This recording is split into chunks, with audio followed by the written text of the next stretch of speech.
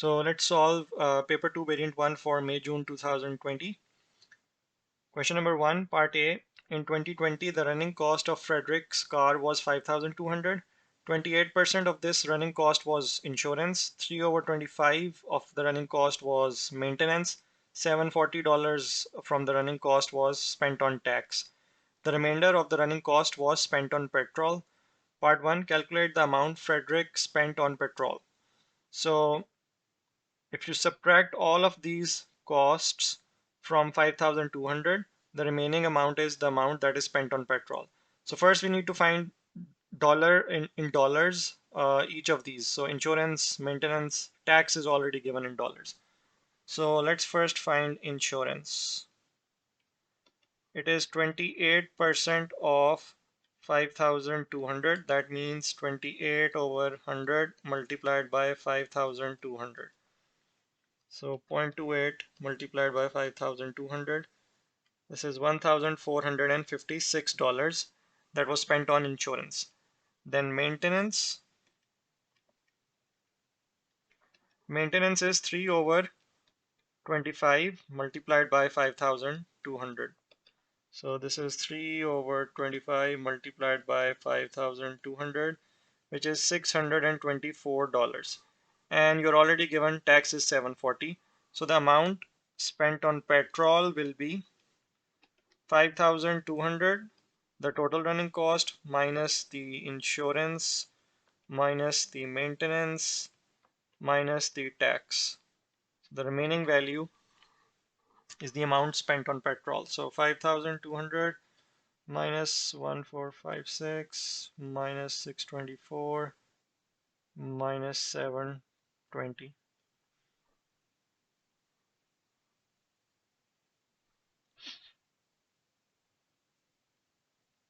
I think I made a mistake here. Oh, it's 740, not 720. So this is $2,380. So 2380 is the amount spent on petrol. Part 2, in 2021, the tax increased by 1.5%. Calculate the tax in 2021. So tax in 2021, so increased by 1.5%. That means it became 101.5% because it increased. So you add 1.5 to 100. So you get 101.5% of the tax the previous year, which is 2020. So that means 101.5% of tax in 2020 was $740. So this is 101.5 divided by 100 into 740. So let's calculate this.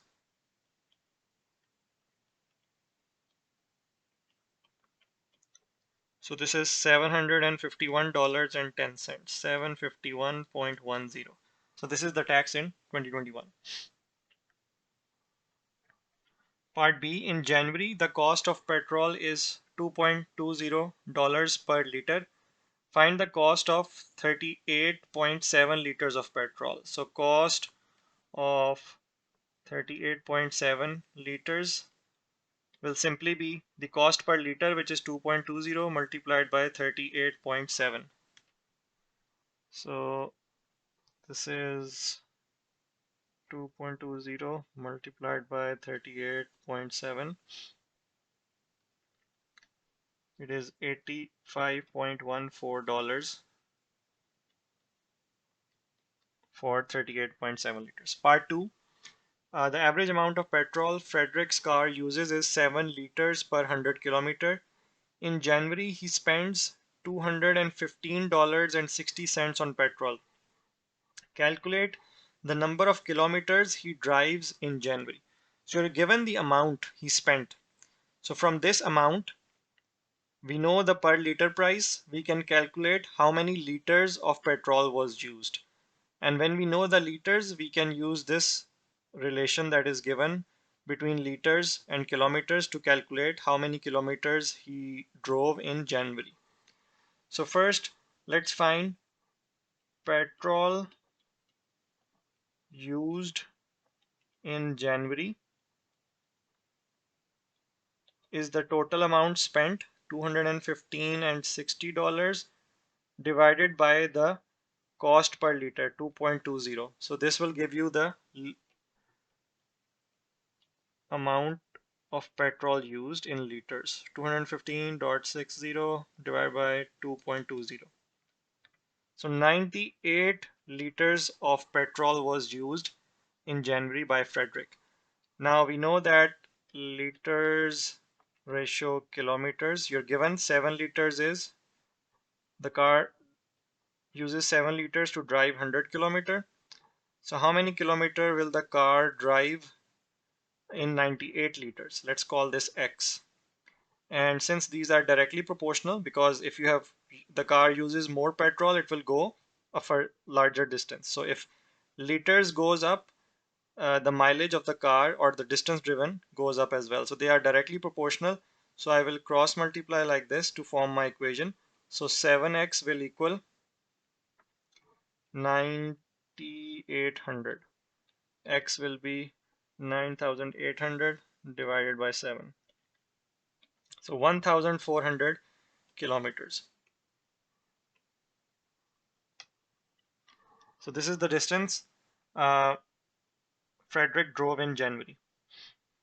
In February, the cost of petrol increases to $2.24 per liter. Calculate the percentage increase in the cost of petrol from January to February. So percentage increase is the final value, which is the value in February. It is 2.24 minus the initial value, which is the cost in January, which is 2.20, divided by the original value, which is 2.20, multiplied by 100 to get the percentage increase. So 2.24 minus 2.20 divided by 2.20 and then multiplied by 100. So this is 1.82% up till 3 significant figures. So I round it off to 2 decimal place, or in total 3 significant figures. The answer is 1.82%. Question number 2. Here are the first 4 patterns in a sequence made using gray tiles and white tiles. Complete the table below. So number of gray tiles, number of white tiles. So 6 in the first pattern, gray tiles, 10, 14. In this one, you can count, or you can see that each time you're just adding 4 to get the next value. So 14 plus 4 is 18, 18 plus 4 is 22. Number of white tiles, 2 here, then 8, 18, and you can count 1, 2, 3, 4, 5, 6, 7, 8, 9, 10, 11, 12, 13, 14, 15, 16. And the same on the other side. So 16 times 2 is 32. Now in the fifth pattern, so you're adding 6 here to get to 8. Then you add 10 here to get to 18. And then how much do you add? You add 14 here. 18 plus 14 is 32. So 6, you added 6, then you added 10, then you added 14. So each time the number that you add increases by 4, right? Here you were adding 6, next time it increased by 4 and you added 10. Next time increased by 4, you added 14. That means you will add 18 now. So 32 plus 18, which is 50. So that's how you will write down the number of white tiles. Total is simply the sum of the white and the gray. So 32 plus 18 is 50, and 22 plus 50 will be 72. So that's how you will complete this table. Find an expression in terms of n for the number of gray tiles in pattern n. So if you look at the number of gray tiles and the pattern number, so pattern number and number of gray tiles.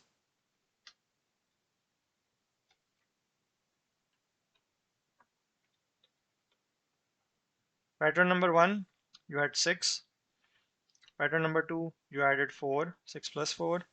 Pattern number 3, you added 4 to the previous value, 6 plus 4, and then another 4. Pattern number 4, 6 plus 4 plus 4, and then another 4. So I can write this as 6 plus 4 times 1. This is 6 plus 4 times 2. This is 6 plus 4 times 3. So the number that is being multiplied by 4 here, 1, here it's 2, here it's 3, it's always 1 less than the pattern number.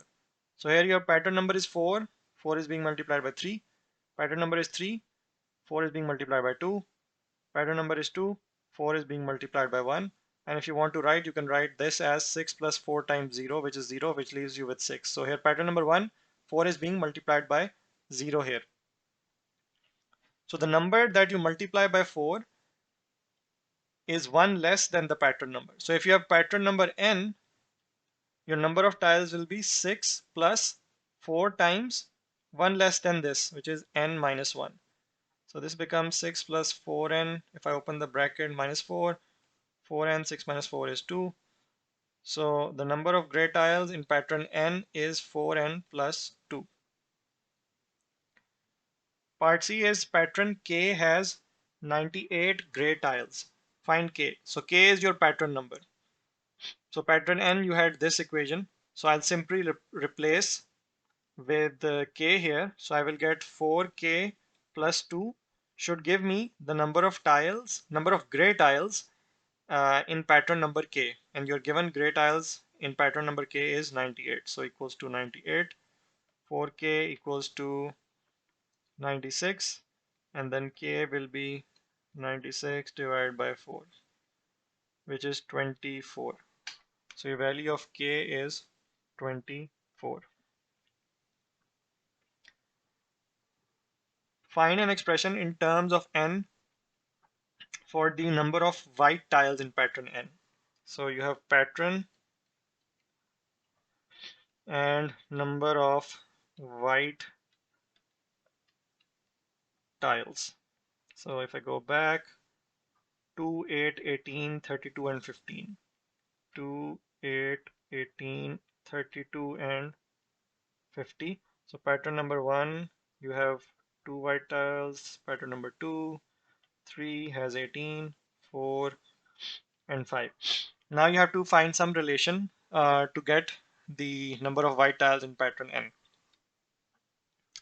So if you look closely, this is 2 is being multiplied by 1 here.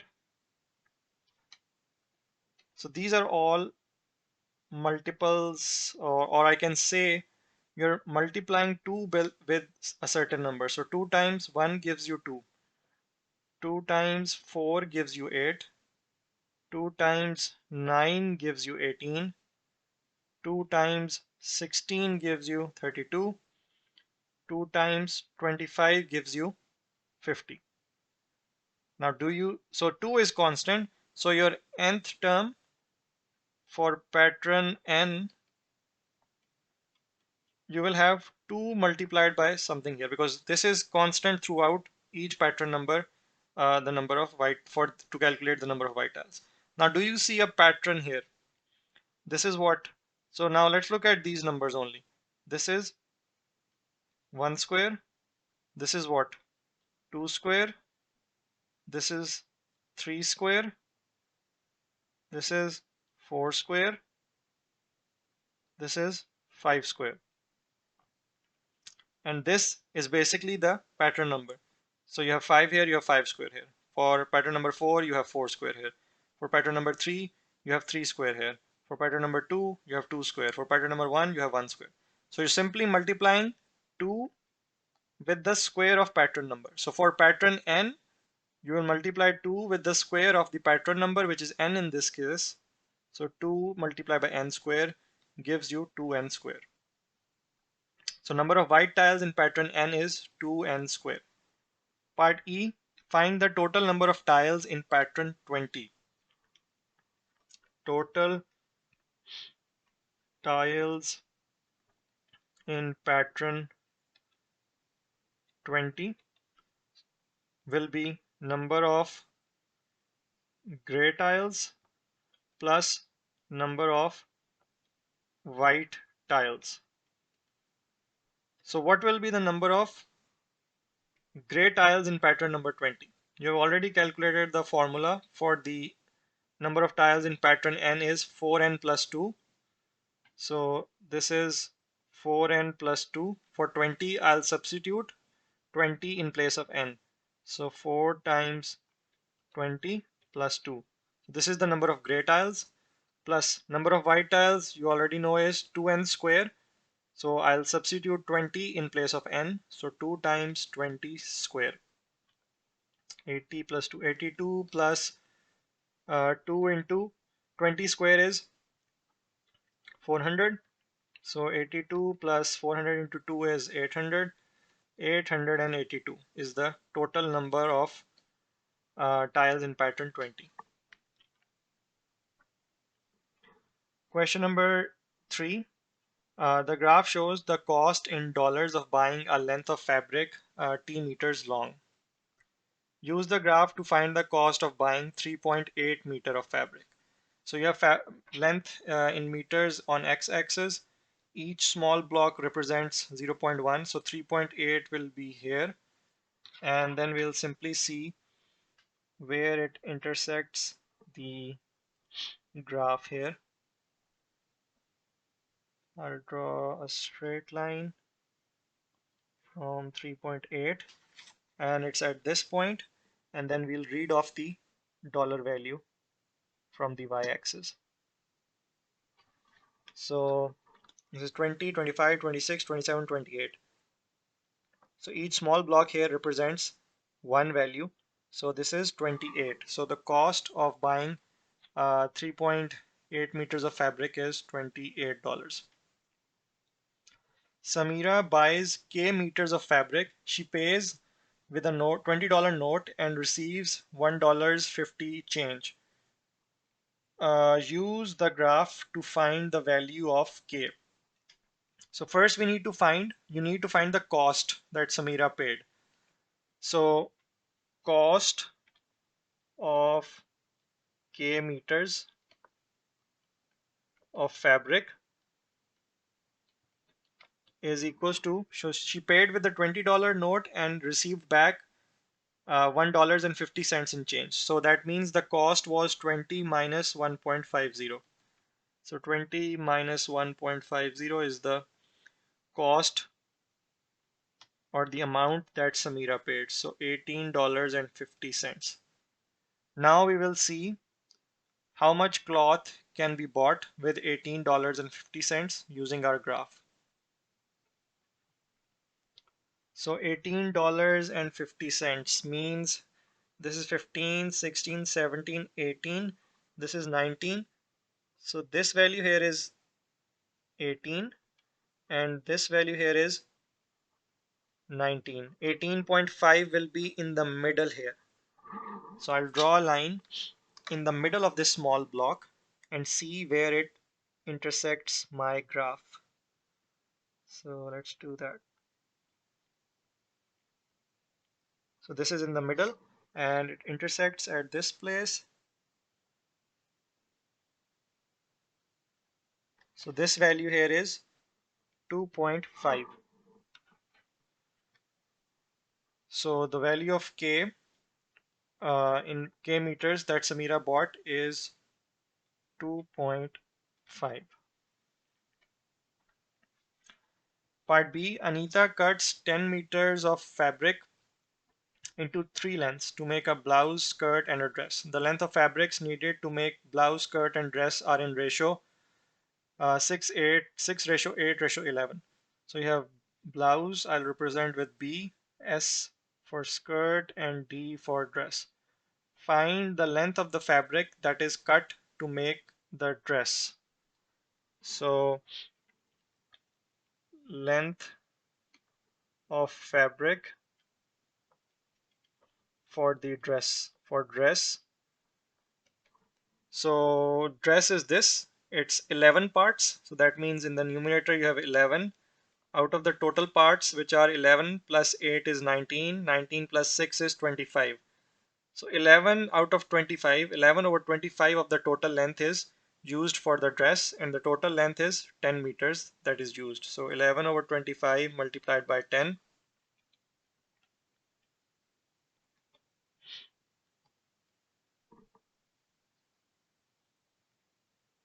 4.4.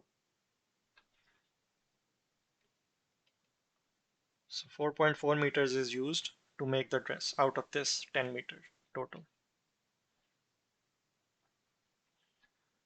Part C, the upper bound for the area of a rectangular piece of fabric is this 8.8125 meters square.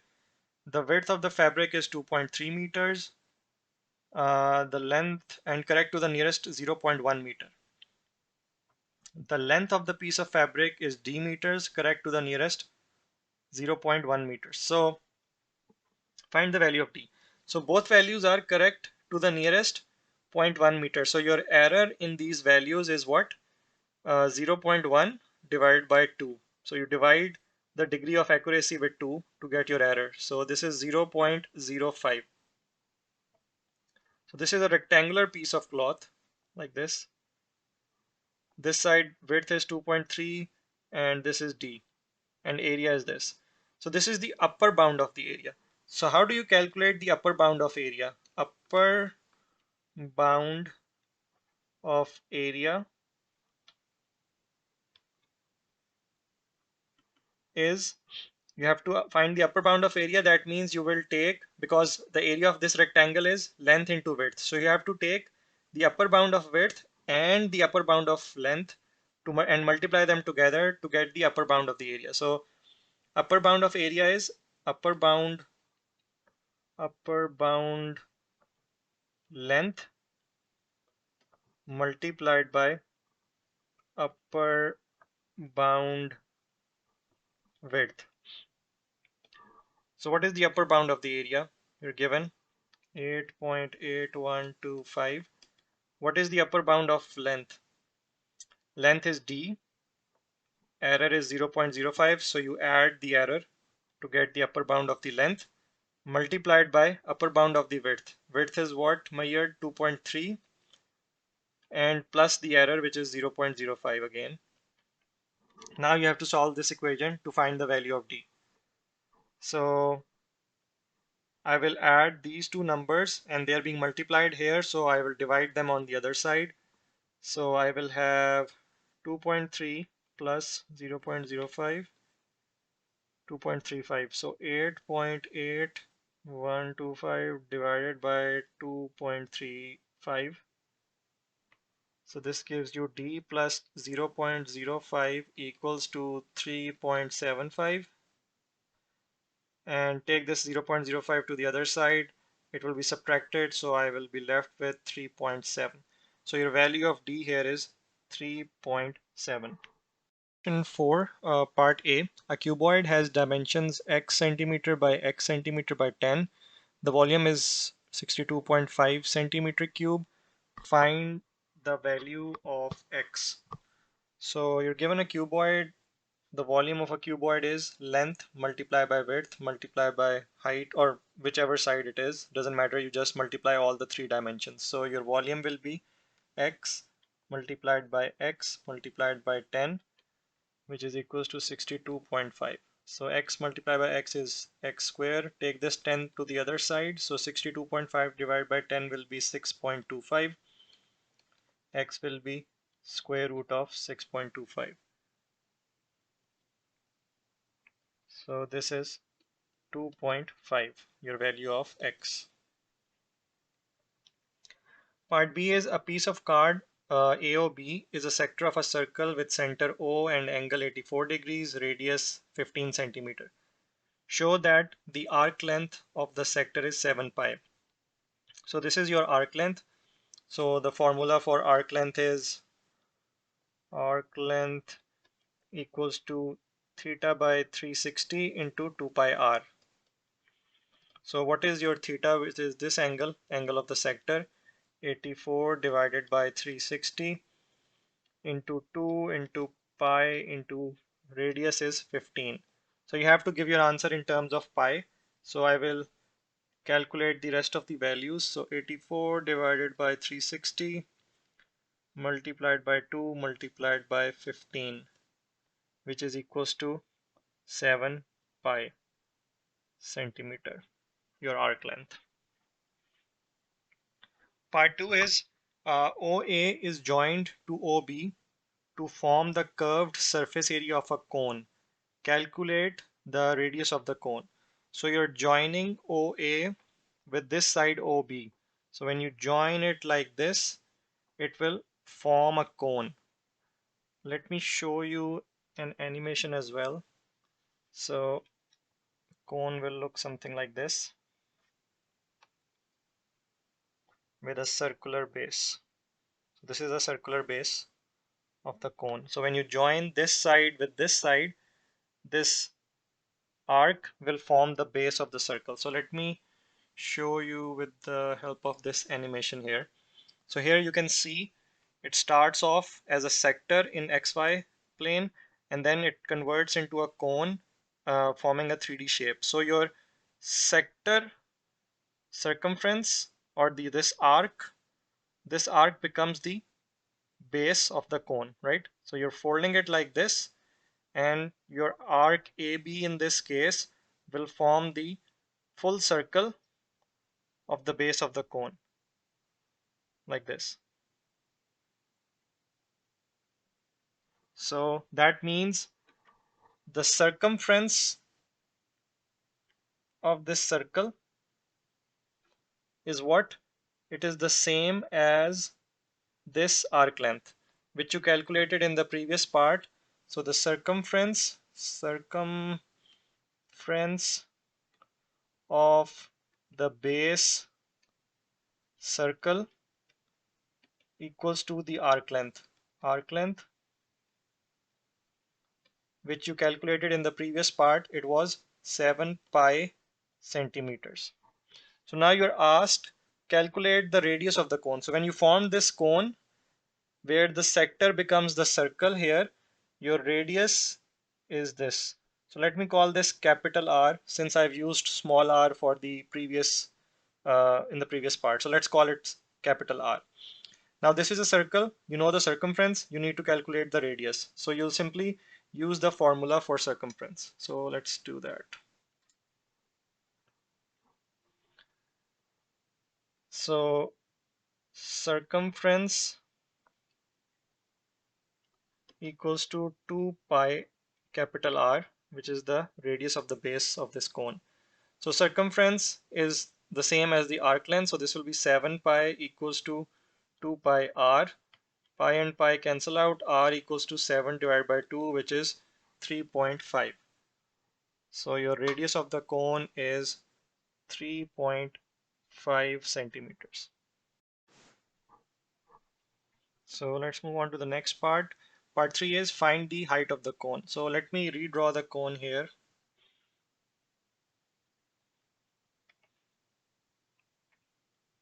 So this is the cone that you formed in the first part. You calculated its radius was 3.5. So your radius is 3.5 centimeter. And then this slanting height is 15, because when you join these two lines OA and OB to form the cone, your radius of this sector becomes the slanted height of the cone. So let me bring back that animation here.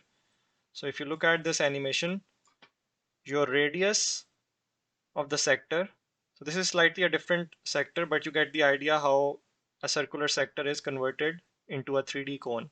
So if you look at this animation at the start, it is the radius forms the slanted height. So when you convert this sector into a cone, the radius of the sector becomes the slanted height. So this was the radius, this, and here it forms the finally the slanted height of the cone. So your radius was 15. So this slanted height will be 15 centimeter as well. Now if I draw a straight line from the center of the cone, from the top to the bottom center of the circle, this is a right angled, this is a 90-degree angle, and this becomes the right angled triangle.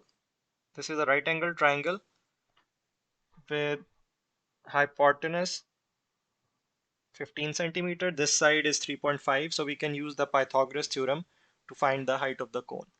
So using Pythagoras theorem, 15 square will be equal to 3.5 square plus height, let's call it h square.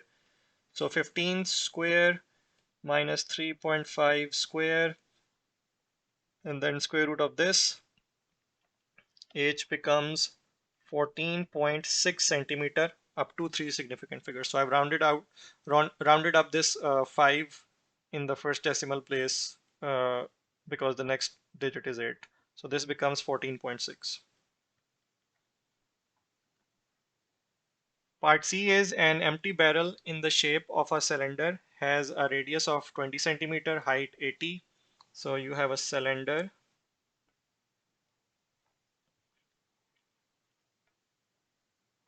height is 80, radius is 20. The barrel is filled with water at a rate of 5,500 centimeter cube per minute. Calculate the time taken to completely fill the barrel. Give your answer in minutes and seconds, correct to the nearest second. So first we need to calculate the volume of this cylinder and then calculate how much time it will take to fill if you're filling it at this rate. So first calculate volume of cylinder. This is pi r square h, and you will have pi into radius is 20, so 20 square multiplied by 80. So 20 square multiplied by 80, 32,000 pi centimeter cube. So I'm leaving it as pi here because I don't want to write the full decimal value. I'll convert it later when I have to finally use this value. So time taken to fill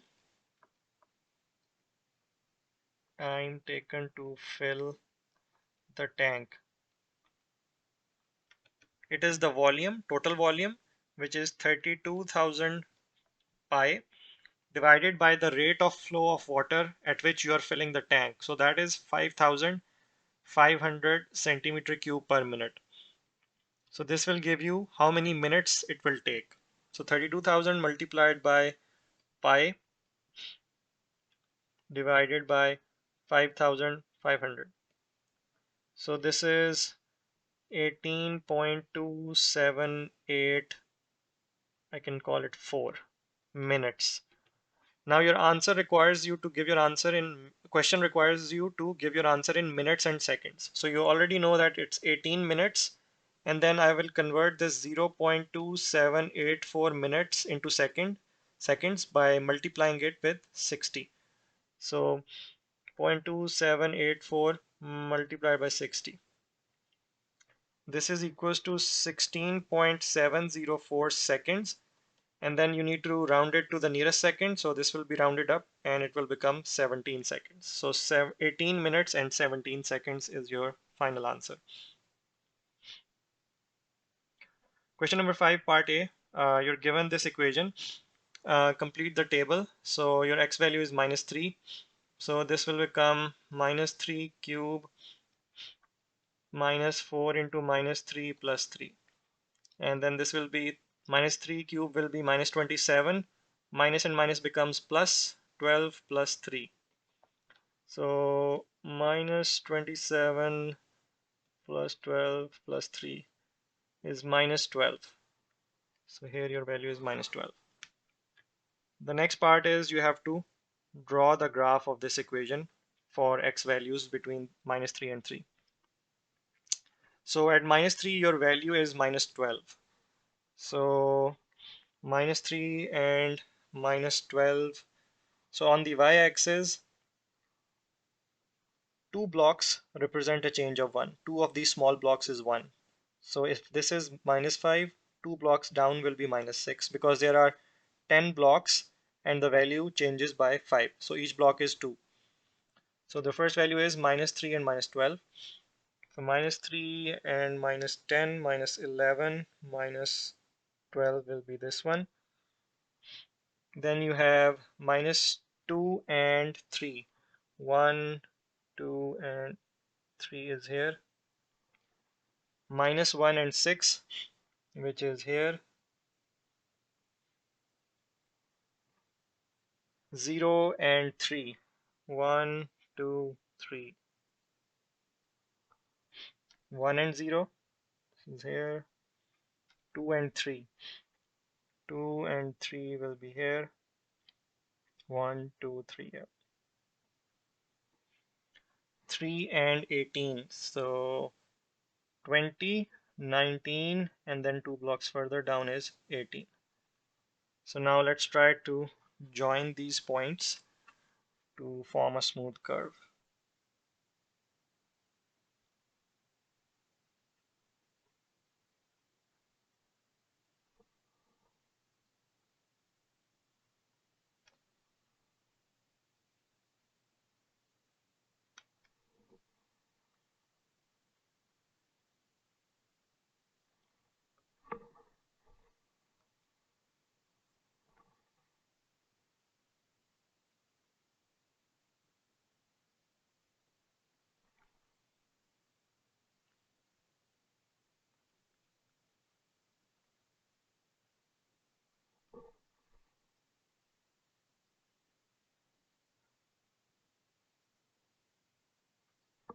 So this is how the curve will look like.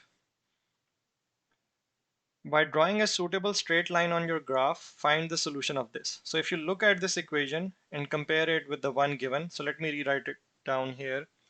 So you're given y equals to x cubed minus 4x, x cubed minus 4x plus 3.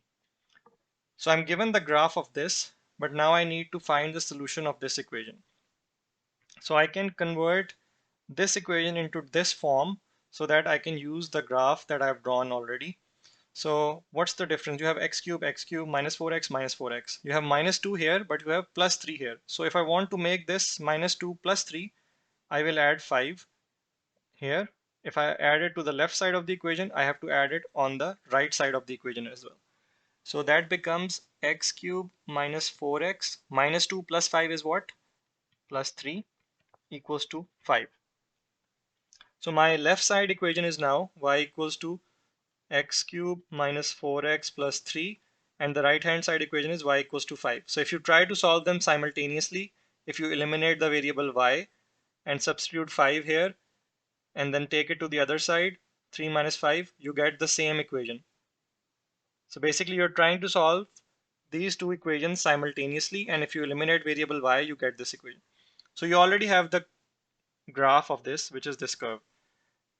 You have to draw this graph, and how will you solve them, find the solution? You will basically find the point of intersections of these two graphs. So let's draw y equals to 5.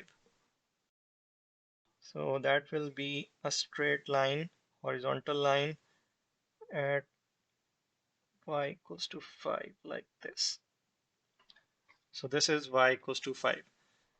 Now I have 3 points of intersection. This one here, this one here, and this one here. So I have to find my value, x value. So if I go down here, this is almost minus 1.5 minus 1.6.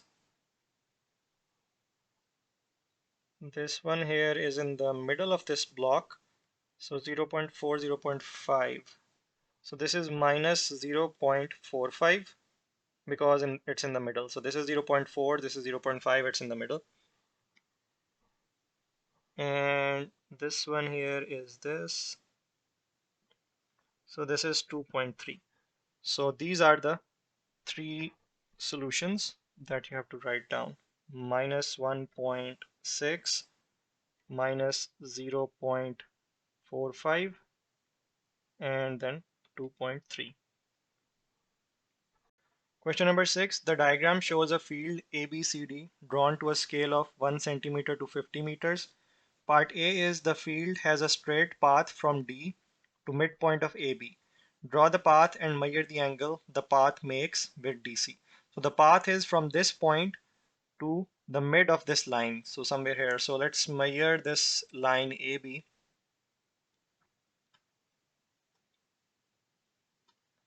So this is almost 8 centimeter. That means the midpoint will be here at 4 centimeters. So now I will draw my path, which is from point D to this midpoint here.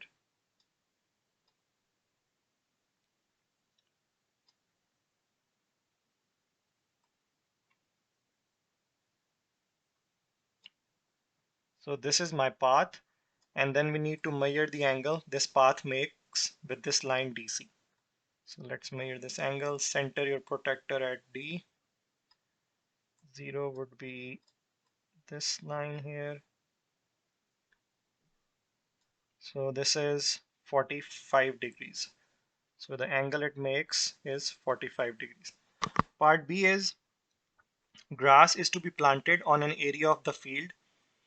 The area to be planted is less than 325 meters from B, nearer to CB than CD, and can only be on one side of the path. By drawing appropriate loci, find and shade the largest possible area for the grass to be planted. So let's go this one by one. The first one is the area to be planted is less than 325 meters from B. So this is your point B here. So that means I need to draw an arc which represents 325 meters. So you're given this scale, centimeters to meter. 1 centimeter is 50 meters. And then you need to calculate how many meters is 300, how many centimeters is 325 meters. So let's call this X. I will cross multiply to form my equation because these are directly proportional. More centimeters on the map means more meters in the real world. So this will become 50x equals to 325. X will be 325 divided by 50, which is 6.5 centimeters. So now my arc around B is of radius 6.5 centimeter. So I'll open up my compass up till 6.5, then center it at B to draw my arc only inside the field because the grass that is to be planted is inside the field. So let's draw this arc.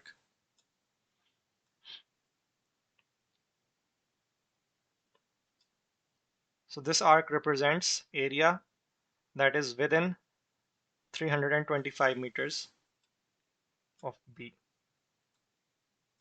The next condition is nearer to CB than CD. So nearer to CB means you have to draw an angle bisector of this angle BCD, and on one side the area will be closer to CB, on the other side the area will be closer to CD. So to draw the angle bisector, I will center my compass at point C here, and then let's draw an arc from the two lines, which is CB up till CD. Then I will center my compass at the point where this arc intersects line CB and draw an arc here. Then do the similar thing on the other intersection where this arc intersects line CD, and then draw another arc like this. So the intersection of these two arcs, line passing through this intersection and going to C, will be my angle bisector of BCD angle. So let's draw the straight line.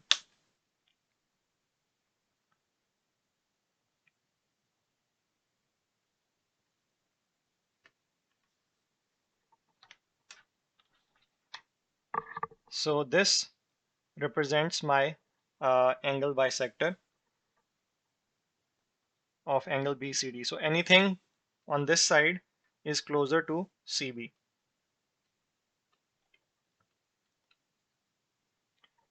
So let's go back. And the grass to be planted, that area can only be on one side of the path. So these are the three conditions. So we need to find which areas satisfy these three conditions. And then we have to choose the largest possible area. So it has to be above this angle bisector, and then it has to be inside this arc because the area is less than 325 meters. Inside this arc, so this is not valid area because it is closer to CD, although it is inside this arc.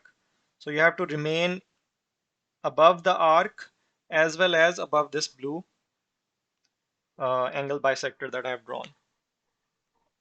So which are the two possible? So these are the two possible areas. This one, which is, so the grass is only on one side of the path. This is the path that you have drawn in the first part. So this area satisfies all three conditions. It is closer to CB because it is above this angle bisector. It is inside this arc, so it is less than 325 meters, and it is only on one side of this path that you have drawn in first part. Can only be on one side of the path. And there is another possibility as well. The other area is this one on the other side of the path. This green area that I'm highlighting also satisfies all the conditions.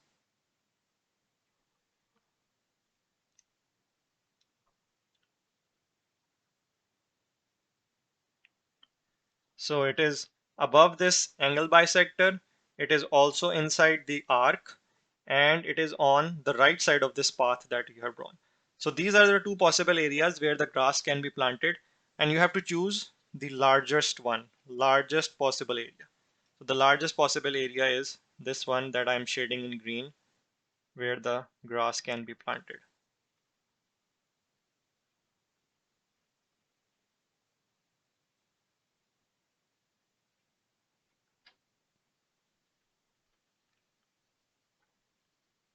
So all of this area you will have to shade, not outside, to remain inside the field. So this is the largest possible area that satisfies all three conditions. Closer to CB, less than 325 meters from B, which is inside this arc, and only on one side of this path. So you had two options, the red one and the green one. Green one is the largest possible area, so you have chosen this green one here. The next part is find the actual length of the part of the path that forms the boundary for the grass. So this is your path. This length here forms the boundary of the grass, this length. So you have to measure this. So I'll use my ruler here to measure this length.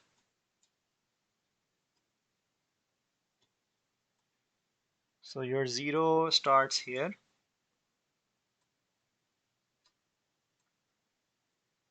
So this is almost 3 centimeter, this length. This length here is 3 centimeter. From this point where the grass starts, this is the boundary of grass up till this point. So this is the part of this path which is the boundary for this grass, which has length 3 centimeters. So 3 centimeters, since you have to find the actual length in meters, will be 3 into 50 because 1 centimeter is 50 meters. So 3 centimeters will be 3 multiplied by 50, which is 150 meters. So the actual length of this path, which forms the boundary of the grass, is 150 meters. So your answer here will be 150 meter. Remember, you only had to look at this path, the part of this path which forms the boundary. There are other boundaries as well, but you're only interested in the boundary which is part of this path, which is this length here, 3 centimeter on the map here, which translates to 150 meters in the real world. Question number 7, part A. Yasser travels to work either by car, bus, train, or bike. The probabilities of using these means of transport on any workday are shown in the table. So you have car with probability 0.12, bus with 0.40, train with 0.26, and bike with probability P. Part 1 is find P. So you know that the sum of all probabilities is equal to 1. So 0.12 0.40 plus 0.26 plus P should equal 1. So P will be simply add them all and then subtract them from 1. So 0.12 plus 0.40 plus 0.26 and then 1 minus this. So P is 0.22. Part 2 is find the probability that on Monday and Tuesday he travels to work by train on one day and by bus on the other day. So you're not given that he has to travel by train on Monday or he has to travel by bus on Tuesday. It can be either one. So how can you find this probability that he goes to work by train on one of these days and by bus on the other day? So there are two ways this can happen. You will have probability that on Monday he uses train and on Tuesday he uses the bus. Or it could be the other way around as well. He uses bus on Monday and train on Tuesday now.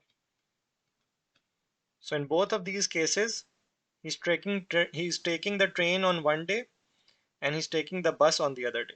The order does not matter. You just have to make sure that he's taking train one day and bus on the other of these 2 days. So Monday train, Tuesday bus, or Monday bus and Tuesday train. So let's calculate this. There is an and, so these probabilities will be multiplied.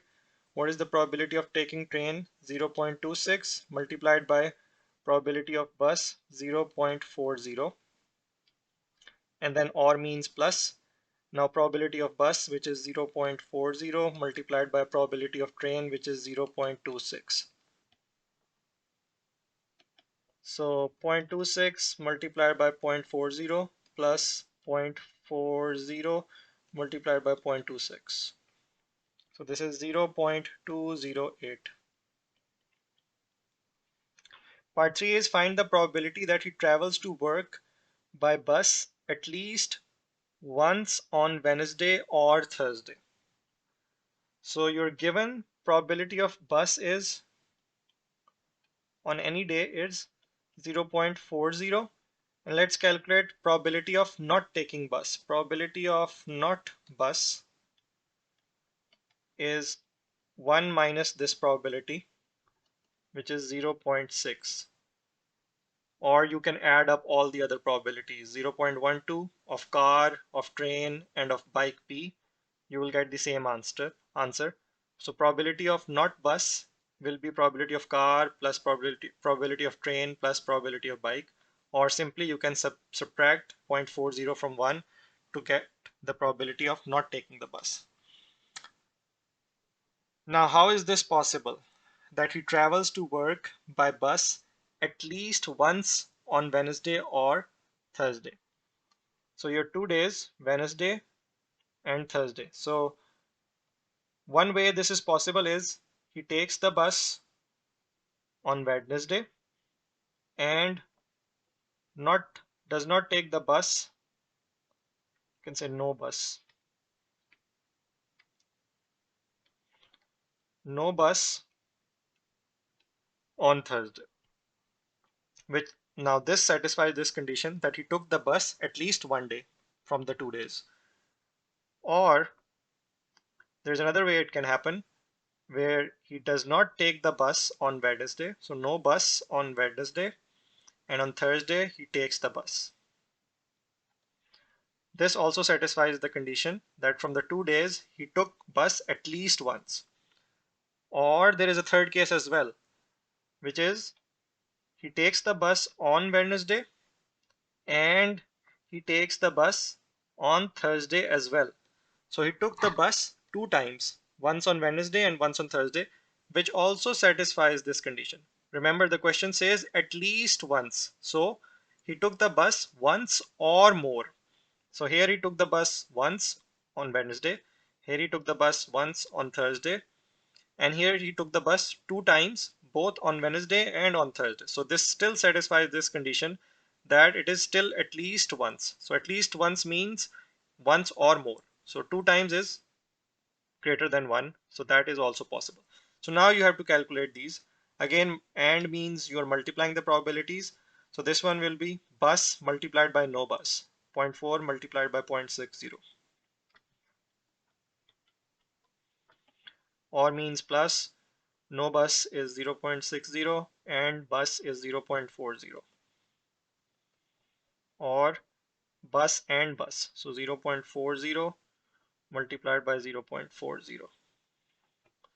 So now let's calculate this. 0.40 multiplied by 0.60 plus 0.60 multiplied by 0.40 plus 0.40 multiplied by 0.40. So I'm just calculating it in a single step, which is 0.64.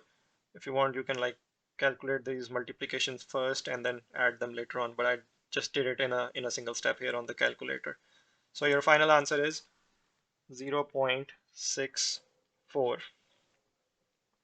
Part B is Yasser records the length of time he spends at work on each of the 70 work days. The table shows the results.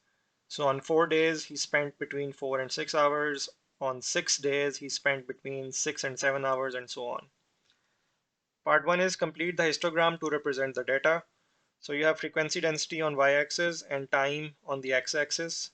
You're given the histogram up till here, up till 7 hours. So you're drawn the first two here. So I need, for frequency density, I need to calculate class width first of all. So let's do that. Class width here will be 7.5 minus 7. So I'm not calculating it for the first two because it's already drawn.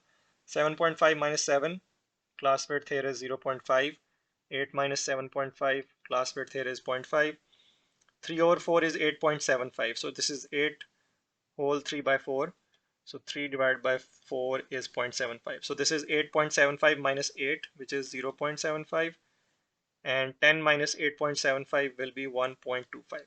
So this is your class width. And then I can calculate my frequency densities as well. So frequency density. Frequency density is frequency divided by class width. So 9 divided by 0.5 is 18. 23 divided by 0.5 is 46. 18 divided by 0.75, 24. And then 10 divided by 1.25. This is 8. So now let's complete the histogram. So from 7 to 7.5, my frequency density is 18.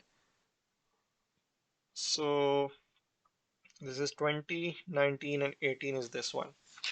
So let me draw this up till 7.5.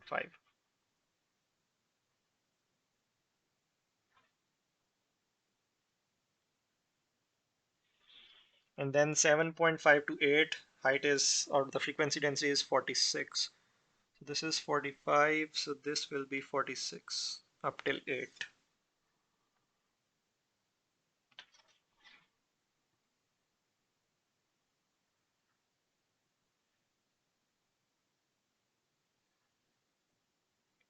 The next one is frequency density is 24 from 8 to 8.75.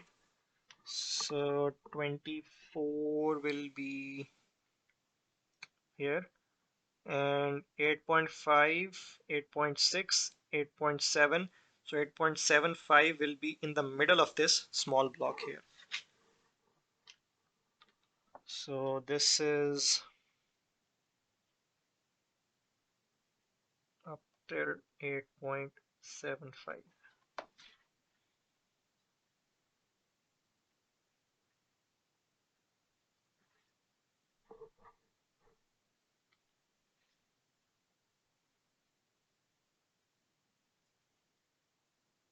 So it's in the middle of this small block.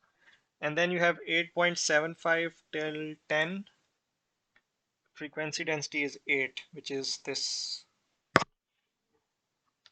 So let's draw this.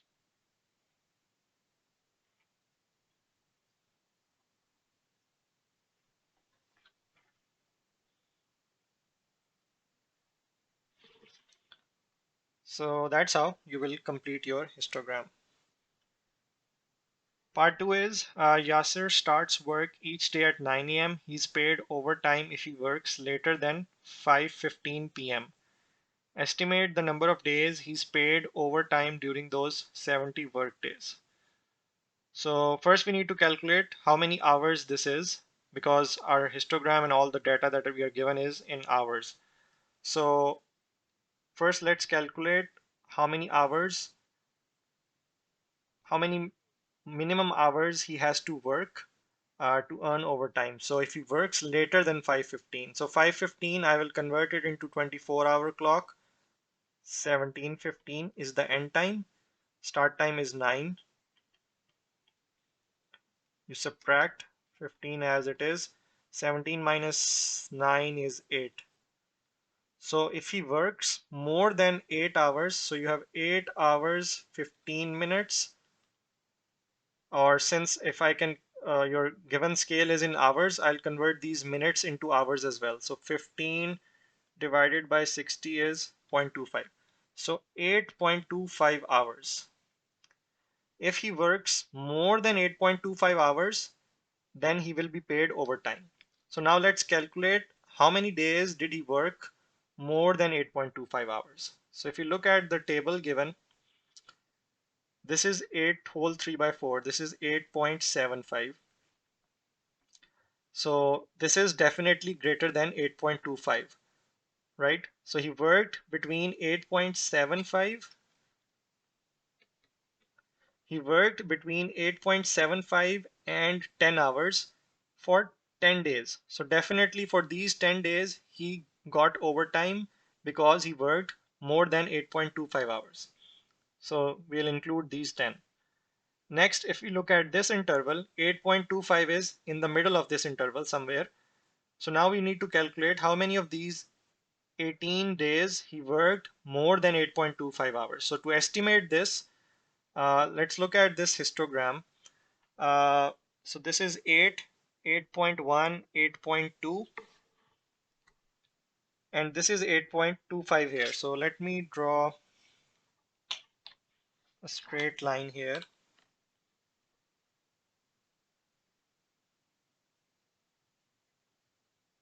in the middle of this block. So this is 8.25, right? So you're looking for number of days greater than number of days on which he worked more than 8.25 hours. So you're looking at this area here. So you can calculate easily from this histogram how many people, or what's the frequency here, how many days did he work more than 8.25 hours. You know the formula that frequency density, I'm calling it FD, is class width, oh sorry, frequency divided by class width. Frequency divided by class width. So to find the frequency, you will multiply your frequency density by your class width. So if I'm looking, let me actually shade this region to make it more clear. You don't have to shade the region in your actual exam, but I'm just shading it here.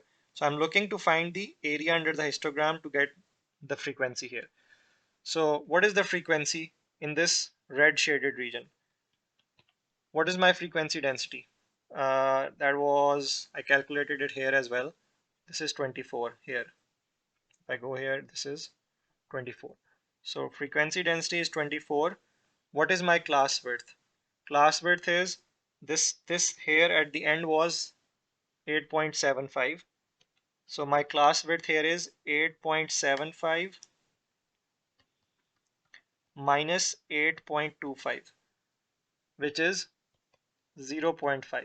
So 24 multiplied by 0.5 is 12. So in this region, there are 12 people, and the total in this full width from 8 to 8.75 was 18. So that means the rest of the 6 are in this region. The 5, sorry, days. 6 days, sorry, not people. So on 12 days, he worked more than 8.25 hours. So he worked between 8.25 and 8.75 hours. So we include these because he was paid overtime on these 12 days. On these 6 days, he worked between 8 to 8.25 hours. So he didn't do more than 8.25. So we won't, or we will not include these 6 days. So we are only including these 12 days in which he worked more than 8.25 hours. So 12 plus this 10, which we know for sure he worked overtime on these days. So 10 plus 12. So your final answer will be this 12 and plus 10 from this interval here. So your total number of days in which he worked overtime is 22 out of the 70. So he was paid overtime on 22 days. Question number 8, part A. Apple cost X dollars per kilogram, oranges cost Y dollar per kg. Total cost of 5 kg of apples and 10 kg of mangoes is $40. Show that X plus 2Y is 8. So total cost is 40 X dollars per kg for apples. So that means for 5 kg, the price will be 5X, plus for 10 kg of oranges, the total price will be 10 times Y, which is their per kg cost. And you're given that the total cost is 40. Now you can divide by 5 everywhere. 5 divided by 5 is 1, so this will become X. 10 divided by 5 is 2. 40 divided by 5 is 8. Part 2 is the total cost of 4 kg of apples and 3 kg of oranges is $19. So this forms an equation: 4 times X plus 3 times Y equals to 19. Use simultaneous equations to find the cost of 1 kilogram of apples and 1 kilogram of oranges. So you basically need to find the value of X and the value of Y using these two equations. So from this, X plus 2Y equals to 8. I can use substitution. I can make X the subject here, 8 minus 2Y, and substitute it back here. So 4 times X will be this, 8 minus 2Y plus 3Y equals to 19. Open this bracket up, 8 fours are 32 minus 8Y plus 3Y equals to 19. Take this 32 to the other side, so 19 minus 32 will be minus 13, and minus 8Y plus 3Y is minus 5Y. So Y will be 13 divided by 5. Minus and minus sign will cancel out. So your Y is 2.6. Y was the per kg cost of oranges. So $2.60, and X is 8 minus 2 into Y, which is 2.6. So 8 minus 2 into 2.6 is 2.8. So your apples is $2.8 per kilogram. Part B is solve this inequality. So first let's open the bracket in the middle. So minus 8 less than 4x minus 12 less than 7. So now I have to make, in the center I have to reduce this to just x. So I can add 12 here, which will bring this to 0. So minus 8 plus 12, 4x minus 12 plus 12 will be 0. So this will be 4x, and then 7 plus 12 as well. So this will be 4x, 7 plus 12 is 19. And then I can divide by 4 everywhere, and I will be left with x. So 4 divided by 4 is 1. 4x divided by 4 will be x. And 19 over 4 will be, if I convert this into decimal, 19 divided by 4, 4.75. So 1 is less than x, x is less than 4.75. Part C, solve this equation, show all your working, give your answers correct to 2 decimal places. So I will take the LCM here, which will be the product of these two. So x minus 1 multiplied by 2x plus 3. So since this denominator was multiplied by 2x3, I have to multiply 4 with 2x plus 3. And this 2x plus 3 was multiplied by x minus 1. So in the numerator, I will multiply by x minus 1 as well. And then equals to 1.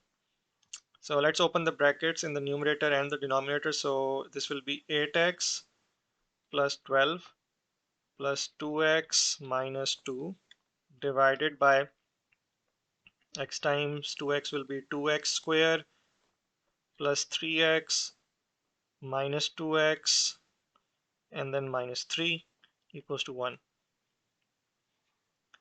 8x plus 2x is 10x, 12 minus 2 is 10, and in the denominator I have 2x square, 3x minus 2x will be x, minus 3 equals to 1. So let's take this denominator and multiply here, since it's being multiplied by 1, so it will remain the same.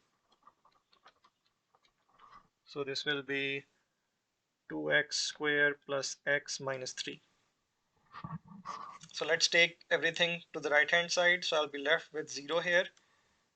2x square as it is, x minus 10x will be x minus 10x will be minus 9x, and minus 3 minus 10 will be minus 13. So your quadratic equation is 2x square minus 9x minus 13 equals to 0.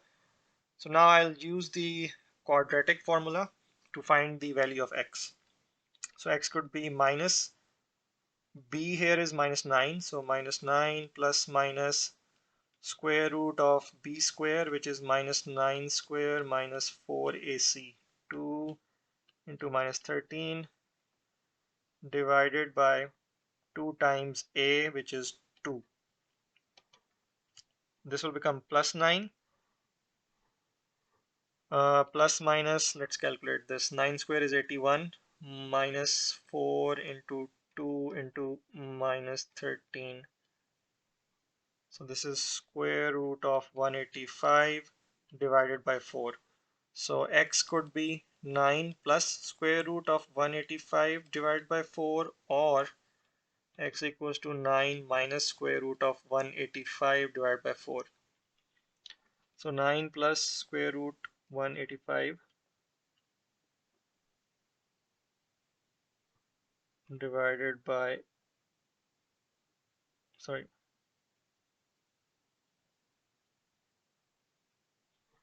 let me see if I made a mistake here. 9 square is 81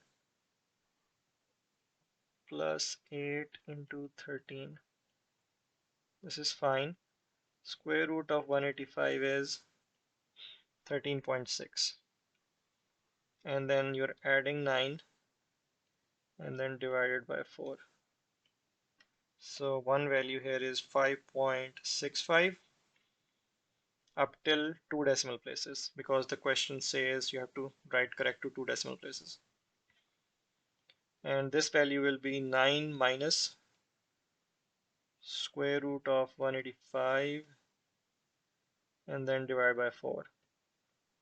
So this will be minus 1.15 up till 2 decimal places. So your two possible values of x are 5.65 or minus 1.15. Question number 9. The diagram shows the positions of three towns A, B, and C. B is on a bearing of 72 degree from A. That means this angle will be 72 degree, which is the bearing of B from A, meaning the angle the north of A makes with this line that is joining A with B. C is on a bearing of 150 degrees from A. So it is this angle which is 150 degree. AB is 300 kilometers and AC is 280 kilometers. Find the bearing of A from C. So the bearing, if I draw the north of C, which is something like this is north of C. The bearing of A from C will be this angle here. Since this north and this north, they are parallel lines, and this line AC is passing through these two parallel lines, this 150 degree, and let's call this angle X. They are interior angles. So if I can find angle X, I know that this full angle is 360 degree, and I can easily calculate the bearing. by subtracting this x from 360 degree to get this remaining angle. So what is x? We know that sum of interior angles of parallel lines is 180 degrees. So x plus 150 should equal 180. This will give you x equals to 30 degree. So this angle here is 30 degree. That means bearing of A from C will be full 360 minus this x, which is 30 degree, giving you 330 degree. So this angle here is 330 degree, which is the bearing of A from C, 330 degree. Calculate the length BC. So let me just get rid of this. This is the length that you need to calculate. So if I look at this triangle ABC, I know two sides. I can easily find this angle. This angle here will be, this full angle is 150. This angle is 72. So this angle is 150 minus 72, which is 150 minus 72, 78 degree. So for triangle ABC, I know two sides and I know the angle between them. And I want to calculate this side that is opposite to this known angle. So I will use the cosine rule here. So angle BAC is 78 degree. The side opposite is BC. So using the cosine rule, BC square will equal to AB square plus AC square minus 2 times AB multiplied by AC into cos of this angle that is opposite to this side, which is BAC, cos of BAC. So let's substitute the values here. BC is unknown, AB is 300 plus AC is 280 minus 2 times 300 into 280 into cos of angle 78 degree. So now let's calculate this. I have 300 square plus 280 square minus 2 into 300 into 280 into cos of 78. So this will be BC square. So I'll just simply calculate BC directly. I take this square to the other side. So this will be the square root of this. So this is 365.3366, and up till three significant figures this will be 365 kilometers. So your value of BC is 365. Part C is town D is 145 kilometers from town B. Angle ADB is 120 degree. Find the two possible bearings of D from A. You may add lines to the sketch below to help you. So in the previous part, we were given the bearing here of B. B is on a bearing of 72 degree from A. So this is the same line AB. AB is 300 and this angle here is the bearing of B from A is 72. So let me mark this again here. This here is 72. And then you're given that town D is 145 kilometers from town B and angle ADB is 120 degrees. So where is this point, or where is this town D? So if I look here, if I look below this line AB, if I have D here somewhere, D could be anywhere here. If I make it really far, this angle will become smaller and smaller as I move down in this direction, this D. If I move up in this direction, if I bring it like really close here, let's say D is here, it will make this angle very big. So D is somewhere along this line where this angle becomes 120 degree, right? So, oops, so 72. So let's take any arbitrary position for D. Let's call it D somewhere here. Let's say it's here. And this will be your line AD, and this will be your line ABD. And you're told that it is 145 kilometers. So this distance is 145, and this angle is 120 degree. And similarly, D could be above this line AB as well. Let's mark it here somewhere, where again this angle is 120.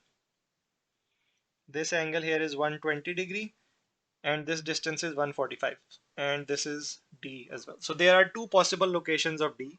One is this one is this one. So let's start with this bottom one.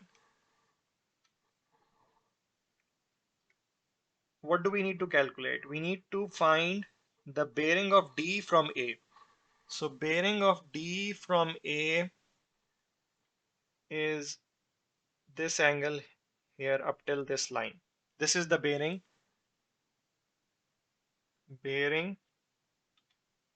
of D from A. That's what we need to calculate. Now if I look at this triangle ABD, I know this angle.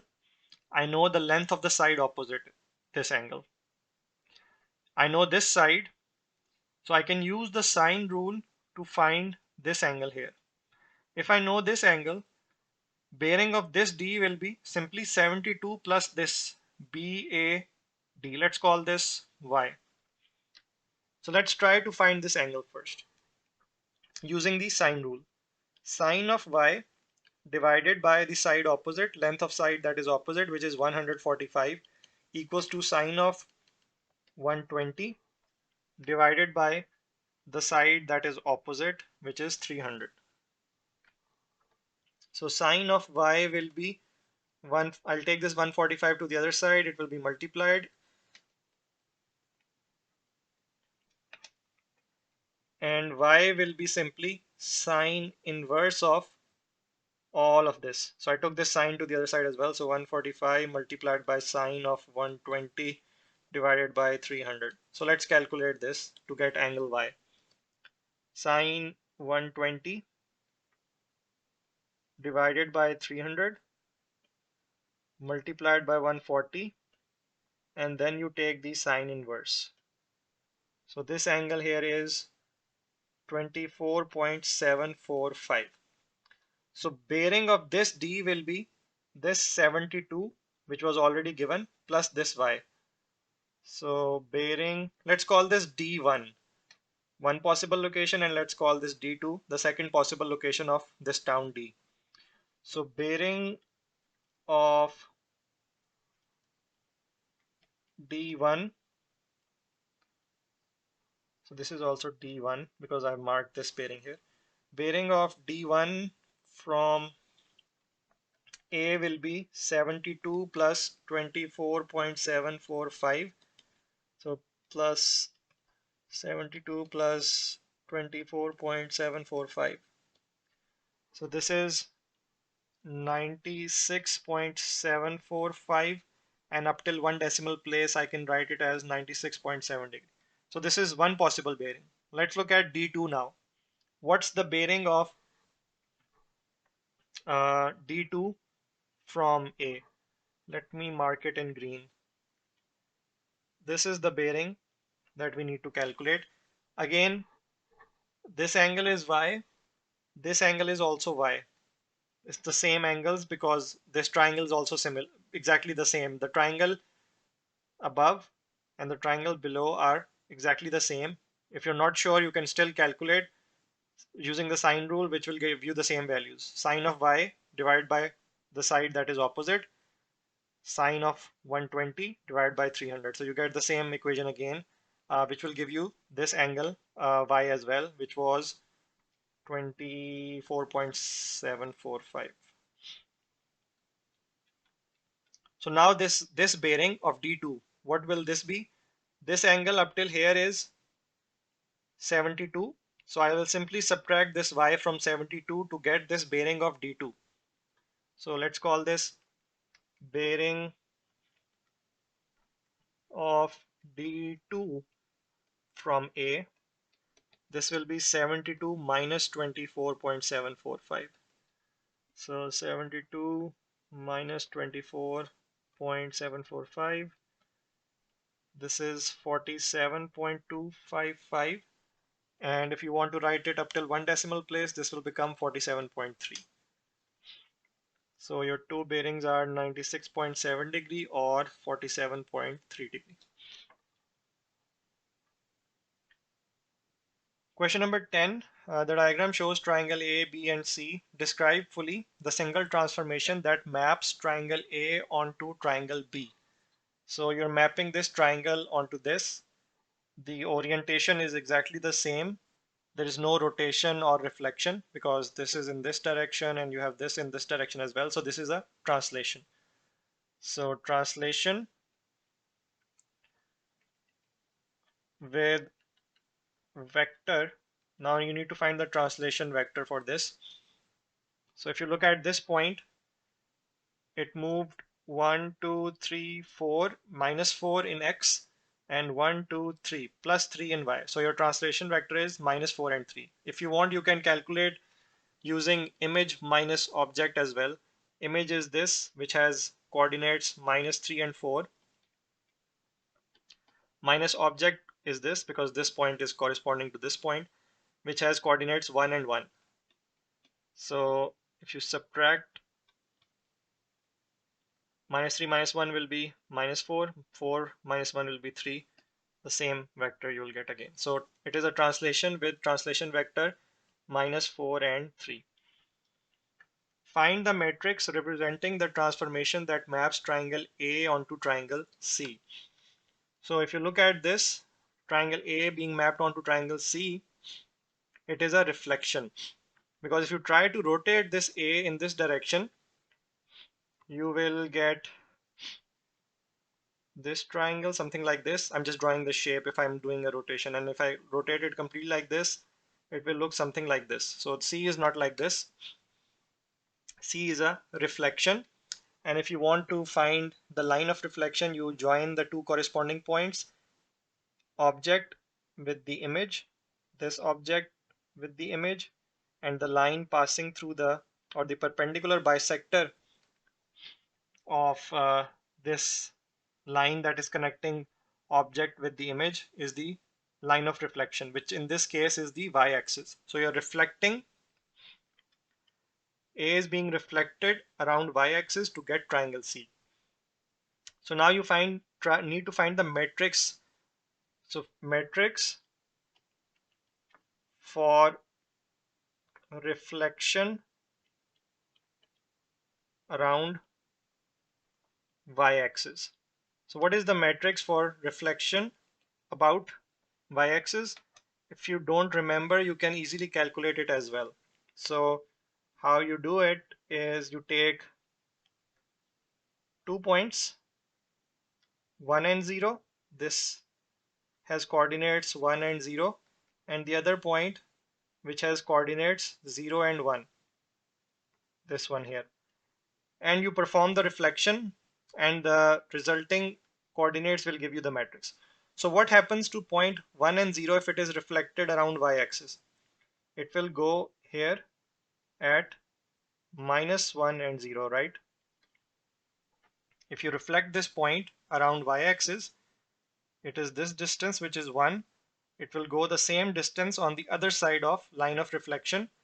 So it will land here at minus 1 x coordinate, 0 y coordinate. So your first column is minus 1 x and 0 y coordinate.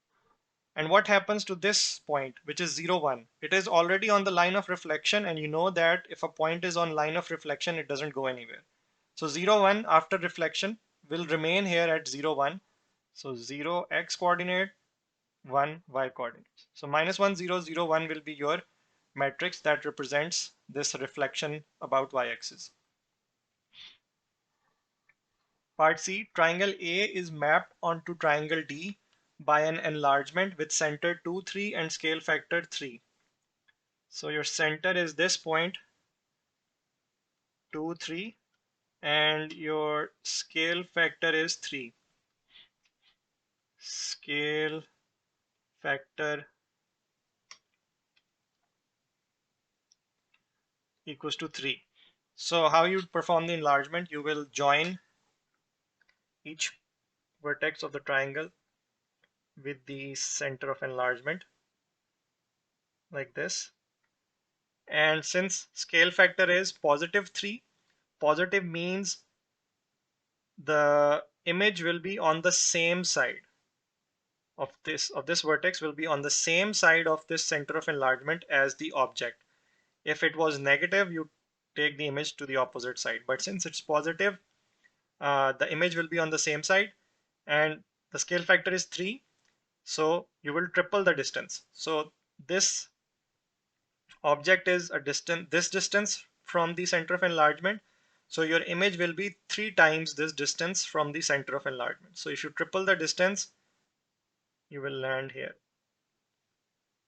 at -1 and 0. So this length is 3 times this length. If let's call this 1, this is 3 times that. So you triple the distance. Remember, you're tripling the distance from center of enlargement. So if this was your 1 block diagonal, this is 1, 2, 3 blocks diagonal. And then you'll repeat the process with other vertices as well. So let's do it for this one. If I connect it here, and then I have to go another this distance once, and then another, which is twice, and then another 3. So you can use a ruler to draw a straight line like this. So this full distance is 3 times this distance. Same here.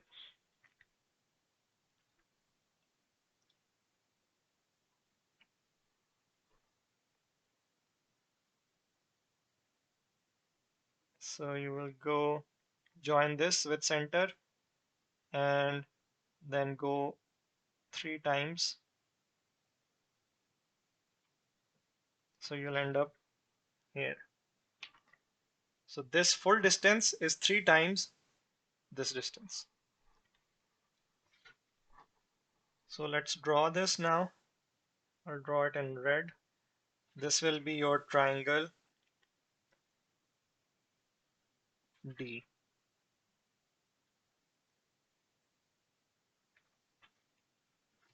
With vertices 5, -3, -1, -3, and -1 and 0. So these three are the vertices that you will get when you do this enlargement. So that's how you will draw this triangle D. Question 11. P is this point, 3 minus 3, Q is the point 1, 5. Calculate the length PQ.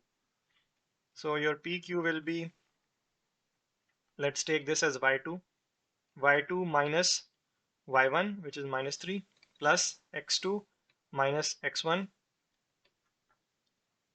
And you have to take the square of these as well. So square, and then under root of the whole term. So let's solve this. This will become minus and minus plus. 5 plus 3 is 8. 8 square is 64. 1 minus 3 is -2. -2 square is 4. So plus 4. Under root of 68. Let's calculate that. Up till 3 significant figures, this will be 8.25.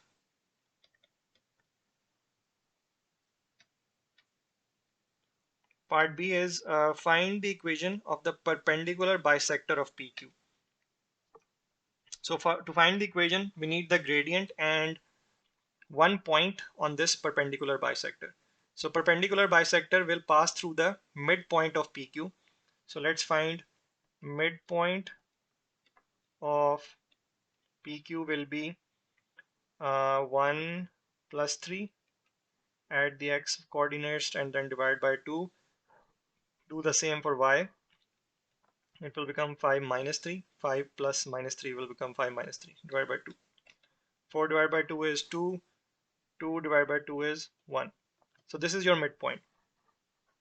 Now let's find the gradient of this perpendicular bisector. We know that two lines that are perpendicular to each other, the product of their gradients is -1. So we can easily find the gradient of PQ.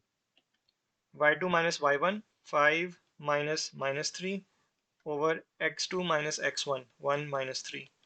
This will become 8 divided by -2, which is -4.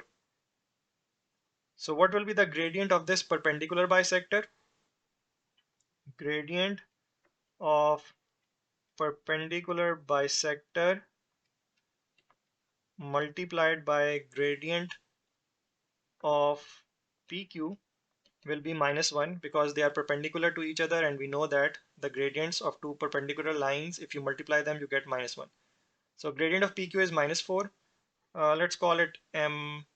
Let's call it M, gradient of perpendicular bisector, because I don't want to write the whole thing again. So M multiplied by -4 equals to -1, and this will give you M equals to 1 over 4. Minus and minus will cancel out, 4 into the decimal.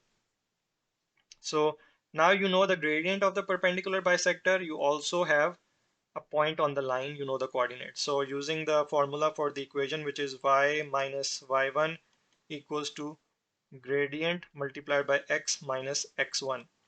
Y minus y1 will be this value, which is 1. Gradient is 1 over 4 multiplied by x minus x1 is this 2. Let's simplify this expression. Y minus 1 will be 1 by 4x minus 2 over 4, which is 2 over 4.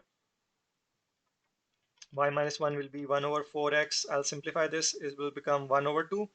Take this 1 to the other side. So y equals to 1 over 4x minus 1 over 2 plus 1. And let me continue here. Y will be equal to 1 over 4x minus half plus 1 will be positive 1 over 2 plus half. So this will be your final equation of the perpendicular bisector. Y equals to 1 over 4x plus 1 over 2. So this is the end of this paper.